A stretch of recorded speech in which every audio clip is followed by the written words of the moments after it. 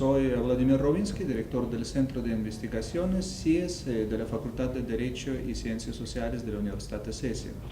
Es un gran placer para nosotros contar hoy acá en la universidad con la presencia de la profesora Raisa Lopukina, que trabaja en la Universidad Estatal Pedagógica de Tolstoy en Rusia y quien nos está acompañando hoy con el motivo de la conferencia sobre León Tolstoy, escritor y pensador. Y me gustaría aprovechar la presencia de la profesora Raisa para hacer unas preguntas sobre, en primer lugar, el legado del escritor León Tolstoy. Sabemos que las obras de Tolstoy siguen siendo muy populares en el mundo. Hicieron muchas películas sobre algunas de sus obras. Y la primera pregunta que quiero hacer es realmente ¿cuál es la razón por qué las obras de Tolstoy son tan populares en el mundo? Como yo he comentado hoy en esta charla con los profesores y estudiantes, el legado de Tolstoy no es simplemente obra literaria artística, es un panorama fantástico del análisis psicológico, filosófico y social de los cuadros de la vida de Rusia de aquel entonces, y que lo más interesante tienen su validez y tienen su razón. Hoy día, leyendo estos libros, uno puede comprender mucho más profundo la psicología de la persona, muchos sentimientos que mueven su vida, sus acciones, etcétera, etcétera. Y también es sorprendente que, aunque pasados tantos años, las personas que leen estos libros conocen mucho, no solamente de la historia de Rusia, de un país como ejemplo, igual que otros países que tienen esa historia, sino lo más interesante, a mí me parece, de la psicología de la persona, del ser como tal. Y como yo también comentaba en la charla, los principios morales que siempre eran tan importantes para Tolstoy y se revelan en sus obras, tienen su validez, su importancia hoy día. Esto se siente uno cuando les lee. Nos dan, es como una gota, no sé, de aire, de espiritual, de refresco. Sí. De refresco. Y sabemos que hoy en día en Colombia, pero también en América Latina, crece mucho interés hacia Rusia, hacia un nuevo descubrimiento de la cultura, la historia rusa. Obviamente las obras de Tolstoy están jugando un papel importante en la ayuda en el proceso de este descubrimiento. Pero también me parece que es muy importante si podemos hablar sobre el papel del idioma ruso. Ya son 20 años cuando no existe la Unión Soviética.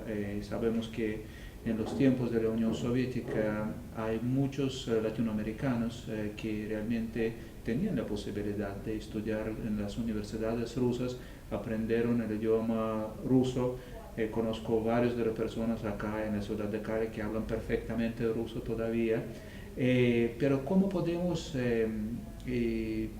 hablar sobre el estado de la enseñanza del idioma ruso en el mundo de hoy? Porque yo sé que usted también hace unos esfuerzos muy importantes dentro de la Asociación de los Profesores del Idioma Ruso como idioma extranjero. ¿Qué se hace hoy en día para, volver a hablar sobre el papel importante del idioma ruso en el mundo? Las obras de León Tolstoy, precisamente de lo que estamos hablando, provocan y siguen provocando el interés hacia la cultura rusa, hacia la cultura muy rica. Esto es uno de los aspectos que últimamente aumentan el interés en el extranjero. Es decir, que se revuelve. Sí, se vuelve. Se vuelve Se vuelve el interés. Se vuelve el interés al idioma ruso, a la cultura rusa. A partir de los años 90, como sabemos, claro, este interés se bajó por motivos económicos, políticos, etcétera, etcétera. Pero ya en los últimos 5 años, digamos, este interés se desarrolla más y más. Esto se nota y yo como representante de una universidad, profesora, participo en estos programas que ahora el gobierno mantiene mucho. El gobierno ruso y otra organización que es Россотрудничество. Россотрудничество orientada precisamente al apoyo a nuestros ciudadanos del extranjero y también a todos los que tienen interés a la cultura rusa y el idioma ruso. Y es evidentemente que este interés ya se desarrolla más y más. Y los programas que financian, que hace financiamiento, ¿no? Recibimos financiamiento del Ministerio de Educación y de parte de estos Россотрудничество, son unos proyectos, son proyectos grandes de salir, por ejemplo, afuera, organizar estos tipos de conferencias de tipo científico, metodológico, y también dar conocimientos más y más sobre la cultura rusa, que se conoce, es muy interesante, muy profundo y muy rica, y el interés, estoy segura que nunca termine, digamos.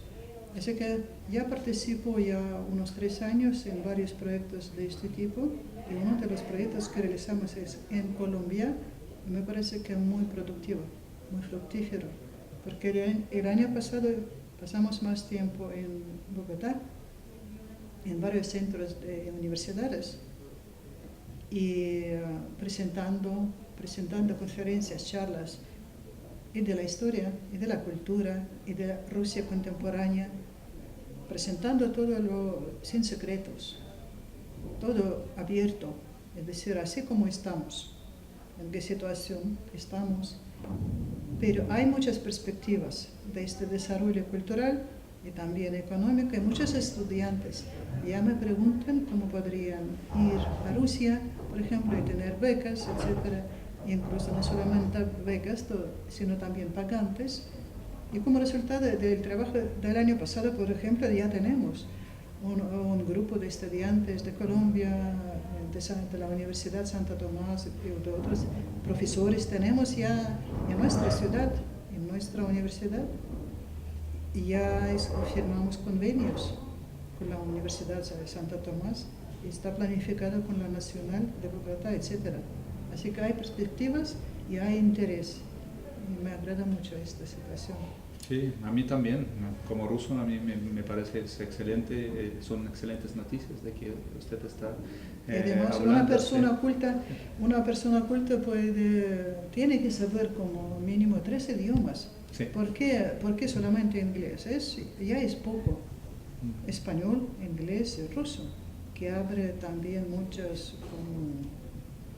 interés, abre puerta a la cultura muy rica e interesante.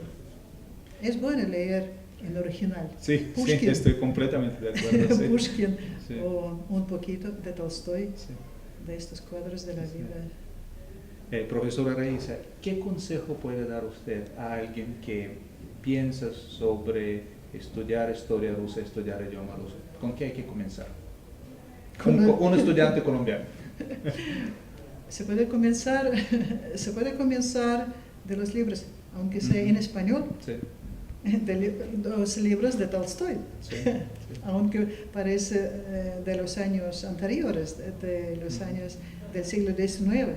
Pero él presenta un cuadro fantástico de la historia y de la sociedad y de la cultura. Esto, por ejemplo, esto siempre. También hay otros más así, contemporáneos, etc. Libros especiales de historia. Sí. Hay estudios, de estudios especiales de historia de Rusia que ahora tienen más información verdadera, auténtica, y uno puede conocerla. Sí, yo, por ejemplo, acá en Colombia se pueden encontrar los nuevos libros, las traducciones muy recientes de últimos libros que salieron en Rusia. Yo creo que es muy bueno y sí, hay le agradezco una mucho el serie consejo, me parece de muy estos válido. libros, sí. Y pues a mí me gustaría desear lo mejor en su trabajo y el trabajo de sus colegas y siempre bienvenidos acá en nuestra universidad. Y Muchas gracias. Muchísimas gracias a usted, a los que organizaron esta charla. Y todas estas impresiones y la auditoría que está presente aquí, por ejemplo, en otros centros, es muy bueno. Yo veo la reacción, el interés y el deseo de aprender otras culturas e idiomas. Y me agrada mucho esto. Gracias a usted, a la Muchas universidad y hasta luego. Gracias. Hasta otro año, espero que seguimos. Hasta la próxima. Hasta la próxima. Gracias.